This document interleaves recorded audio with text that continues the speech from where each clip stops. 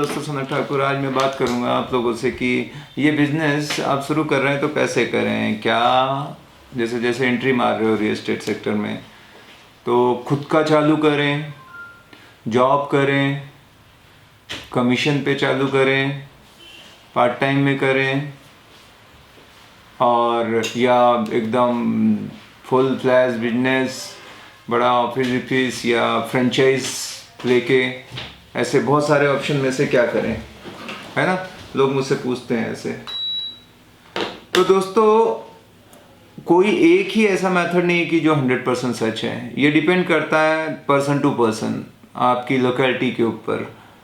मैं दोनों के फ़ायदे नुकसान बताते रहूँगा। जैसे फ्रेंचाइज़ अगर आप बात करते हैं कि नहीं फ्रेंचाइज़ लें तो क्या फ़ायदे और क्या नुकसान है, तो फ्रेंचाइज़ का फ़ायदा अगर गिनाऊँ तो एक ब्रांड रहता है उनका, एक नाम मिलता है उसके साथ, लोगों में अवेयरनेस होती है कि अरे यार ये कंपनी है ना। वो एक सबसे बड़ा एडवांटेज रहता है जो मैंने देखा है। दूसरा है कि उनका ट्रेनिंग सिस्टम बहुत अच्छा होता है, बहुत ही फॉर्मल, एकदम प्रोफेशनल ट्रेनिंग वगैरह मिलेगा। ये एक बहुत अच्छी बात रहती है फ्रेंचाइज अगर आप लेते हैं तो। तीसरी चीज़ है उनके इन्वेंट्री बहुत बड़ी मिलेगी, क्योंकि उनके पूरे टेक्निक्स हैं, मतलब प्रूवन, और बहुत दिनों से वो कंपनी उस फील्ड में है। अगर फ्रेंचाइज देती है तो डेफिनेटली बहुत सक्सेसफुल है। तो ये एक तीसरी आपको बहुत बड़ा बेनिफिट है कि आपको इन्वेंट्री बहुत अच्छी मिल रही है। तो ऐसे कुछ फ़ायदे मैंने लाया था कि क्या क्या फ़ायदे होंगे। तो ये कुछ फ़ायदे हैं। अगर और कुछ बताऊं तो हाँ, टेक्नोलॉजी बहुत अच्छी यूज़ करते हैं, जो उनका CRM वगैरह है, जो सॉफ्टवेयर यूज़ करते हैं कि बराबर लीड जनरेट हुई, उसका क्या हुआ, फाइनल कैसे हुआ, फॉलोअप। तो ये कुछ फ़ायदे हैं जो फ्रेंचाइज सिस्टम के साथ जाते हैं। लेकिन अगर नुकसान की बात करें तो नुकसान ये है कि उनकी फ़ीस बहुत ज़्यादा होती है। तो वो जो रॉयल्टी भी वो लेते हैं या उनके ब्रांड यूज़ करने के लिए, तो ये सब में उनका बहुत ज़्यादा मतलब महंगा रहता है, हर किसी के बस का नहीं है। मैंने भी एक बार सोचा था, पर मेरे ख्याल से 8-10 लाख रुपए कुछ था, तो मैंने बोला यार छोड़ो, कब कमाएंगे, कब उनको देंगे, कब अपना खुद का चालू करते हैं। तो ये सबसे बड़ा है कि, और दूसरा क्या है, उनके तरफ से हमको कोई गारंटी नहीं की सक्सेस की, लेकिन अपने हाथ बन गए कि भाई इतना पेमेंट करना है। मेरे को नहीं जमा था इस वजह से। दूसरी चीज़ है, अपन उनके अम्ब्रेला के अंडर में काम करेंगे, अपना खुद का नहीं ब्रांड बना पाएंगे। तीसरी चीज़ है कि अपने को लिमिटेड एक्सपोजर मिलता है। उनके ही जो बनाए हुए हैं पॉलिसीज़ हैं, रूल रेगुलेशन हैं, अकॉर्डिंग टू उनके हिसाब से अपने को करना पड़ेगा।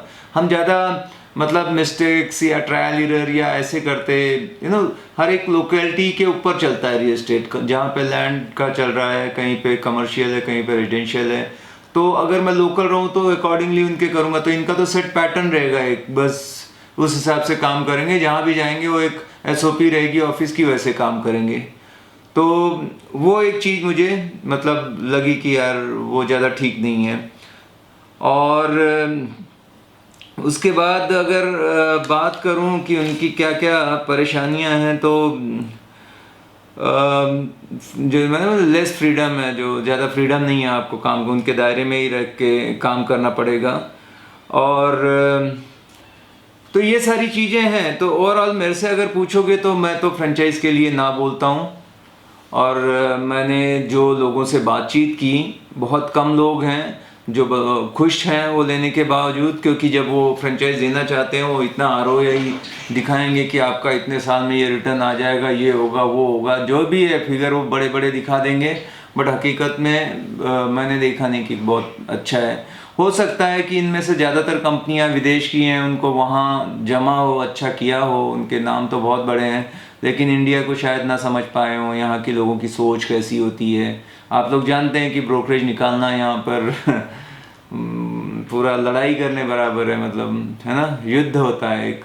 तो ये सारी चीज़ें वहाँ पर होती हैं। तो ये आपका डिसीज़न है।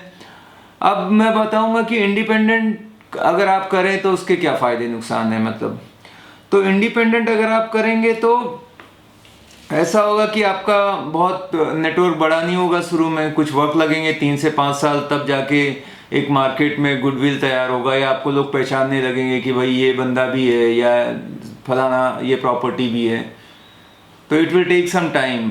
तो नेटवर्क का एक दिक्कत आएगा।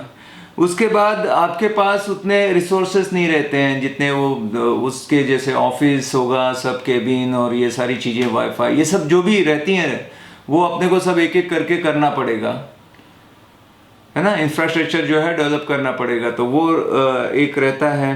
तीसरी चीज़ आती है कि उतना सपोर्ट नहीं होता किसी का, आप खुद ही सब कुछ है। फ़ायदा हुआ तो आपका 100% और नुकसान हुआ तो आपका, तो दूसरा कुछ आपको करेगा नहीं। अगर पड़ोस वाला से पूछोगे कि भाई तेरा चल रहा है अच्छा बता मुझे, तो वो तो बताएगा नहीं, और वो जो बताएगा उल्टा ऐसा बता देगा कि आपका बंद पड़ जाएगा। वो देगा बेकार है यार, मत चालू कर, मैं तो बर्बाद हो गया हूँ, तू क्यों आ रहा है, ये तो बहुत बुरा हाल है, सब ऐसे बताएगा कि भाग जाओगे आप। कोई नहीं बताएगा ना, अगर बता दिया तो उसी का धंधा वो खराब कर लेगा। तो यहाँ पे आपको सपोर्ट नहीं होगा, यहाँ पे ट्रेनिंग आपको बिल्कुल नहीं मिलेगी, ना के बराबर है। आप खुद ही अपनी गलतियों से सीखेंगे या फिर यहाँ वहाँ से सीखेंगे। ये सबसे बड़ी दिक्कत है, मतलब गाइडेंस वगैरह कुछ नहीं मिलती। और अगर ये नहीं मिलती तो दिक्कत ये आती है कि भाई ऐसा देखा गया है कि एक साल में लगभग 40% बिजनेस बंद हो जाते हैं। हाँ, अगर 10 लोग चालू करते हैं तो 4 लोग तो एक साल में ही ख़त्म हो जाते हैं। उसके बाद जो बचे हुए 60% हैं उनके बारे में है कि बहुत कम, मतलब 3 साल तक फिर बाकी के 40% संभाल पाते हैं बिजनेस को, तो 80% हो गया। उसके बाद 5 साल तक केवल 10% लोग रह जाते हैं। 90% गया, 10% ही 5 साल तक भी बचे। अब ऐसा है कि अगर इसको डबल कर दें, मतलब 10 साल बाद देखेंगे तो इसका भी हाफ जो है मार्केट में टिका रहता है। बहुत कम आप बिजनेस देखोगे जो सर्वाइव कर पाते हैं, तो फेलियर रेट बहुत ज़्यादा है इनका।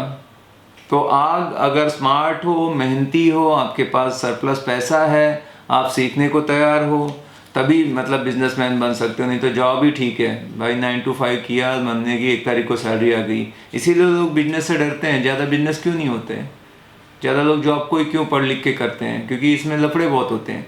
हाँ, बट अगर आप 10 साल से ज़्यादा कोई बिजनेस में टिक गए तो बस फिर माला माल हो जाओगे, फिर उस एरिया में आपका नाम चलेगा।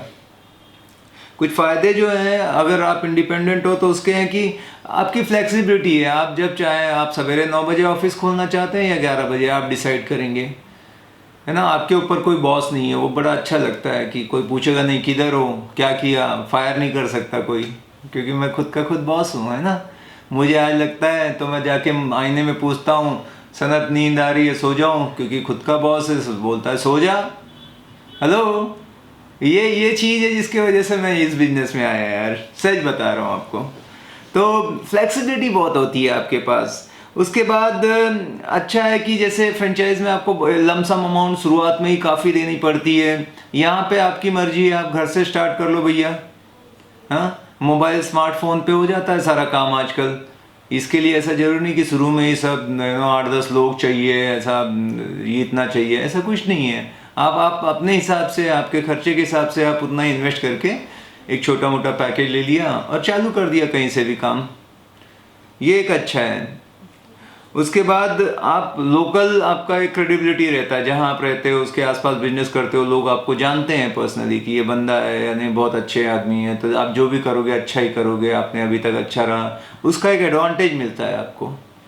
सामाजिक आदमी है, आप अच्छे हो, शादी ब्याह जाते हो तो आपको 500-1000 लोग जानते हैं, तो फिर आप बताते हो तो काफ़ी ऐसे उसका माइलेज मिल जाता है हमको, है ना। तो वो एक चीज़ है। और मुझे सबसे अच्छा लगा कि जब मैं खुद का बॉस हूँ तो मैं सारी पॉलिसीज़ बनाता हूँ कि हम ये काम करेंगे, ऐसा नहीं करेंगे, या चाहे जब उसको चेंज कर सकता हूँ। तो वो जो फ्लेक्सिबिलिटी है मुझे बहुत अच्छी लगती है।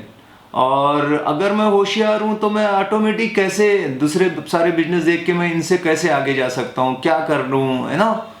तो एक समझ होती है ना, एक पैदाइशी होती है ना इंसान में कि कैसे हम कर सकते हैं। और मुझे वो छूट है, मैं किसी के अंडर में कर ही नहीं सकता, मतलब उसके बनाए हुए वसूलों पे लकीर का फकीर अपन नहीं बनते हैं। मुझे लगता है खुद अपन बहुत क्रिएटिव हैं। तो ये है। तो अगर मेरे से कोई पूछोगे तो मैं ये कहूँगा कि मेरे से अगर कोई वाकई राय लेना चाहता है तो 80% मैं कहूँगा आप खुद अपना स्टार्ट करें। आप खुद का स्टार्ट करने से भी बेहतर है कि मैं कहूँगा कि आप कुछ दिन जाके किसी के पास काम कर लें, 6 महीना 1 साल उसके जो भी है, जाने कि क्या ये आपको पसंद है। अगर आप प्यार करते हो इस बिजनेस से तभी आइए, है ना। आपका दिल इस बिजनेस में होना चाहिए और आपके दिल में ये बिजनेस होना चाहिए, तो अब बाकी चीज़ें तो अपने आप ठीक हो जाएगी, ये मेरा मानना है। तो ये नहीं तो जो आप कर रहे हैं उसके साथ साथ करें। और एक बेहतर तरीका है कि सब छोड़ के जॉब करके ये आने की जरूरत नहीं है। मेरा ये था, मैंने पार्ट टाइम में किया, जो मैं कर रहा था उसके साथ किया। जैसे ही मेरा यहाँ अच्छा होने लगा, मेरे लिए आसान था डिसीजन लेना और मैं फुल टाइम आ गया। दोस्तों, मैंने पूरी कोशिश की कि ईमानदारी से आपको बता पाऊँ कि क्या सही रहेगा, बिजनेस को कैसे करना चाहिए, ये आप पर डिपेंड करता है। मैंने जस्ट अपना अनुभव शेयर किया। ये वीडियो आपको कैसे लगा आप ज़रूर कमेंट करें, लाइक करें पसंद आया हो तो, और चैनल को सब्सक्राइब नहीं किया तो ज़रूर कर लेना। Thank you very much. मिलेंगे अगले वीडियो में। Bye bye, take care.